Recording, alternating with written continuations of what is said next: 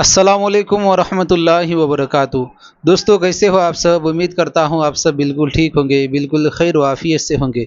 अल्लाह आपको हमेशा खुश रखे। दोस्तों, अगर किसी को शाम में सोते हुए घबराहट होती है, बेचैनी होती है, या डरावने ख्वाब गिरते हैं, या ख्वाबों में बिचक कर उठते हैं, या ख्वाबों में अक्सर सांप नज़र आते हैं, सांप उन्हें डसते हैं, सांप उनके अगर पीछे मारने के लिए पड़ते हैं, तो इसकी क्या अलामत है? क्या किस वजह से इस तरह के ख्वाब नज़र आ रहे हैं?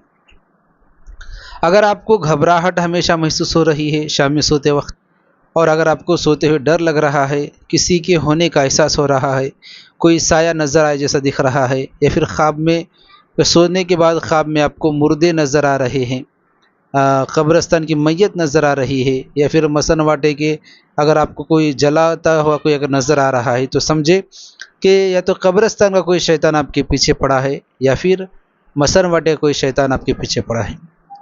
ये बात याद रखें कि हर इंसान के साथ एक शैतान होता है।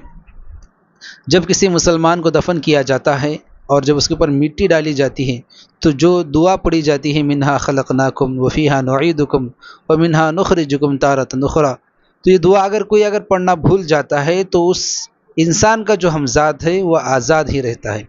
दुआ पढ़ते हैं तो उसके साथ वो दफन हो जाता है, लेकिन अगर दुआ नहीं पढ़ते तो वह आज़ाद ही हो जाता है, और उसकी तरह से जिसका खून मैच होता है, और उसकी जब उसके आमना सामना होता है, और उस वक्त अगर कोई इंसान डर जाता है, किसी वजह से बिचक जाता है, घबरा जाता है, तो उस वक्त उसके पास कुछ सेकंड का मौका होता है उसको कब्ज़ा करने के लिए। तो ऐसे इंसान पर वो हावी हो जाता है, फिर इस तरह के उसके ख्वाब गिरने लगते हैं।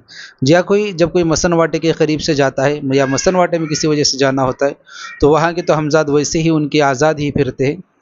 जब वहाँ पर वो डर जाता है, या रात में उस रास्ते से कभी जा रहा है तो डर जाता है, तो वो भी वहाँ का भी शैतान, वो हमजाद आपके पीछे पड़ सकता है।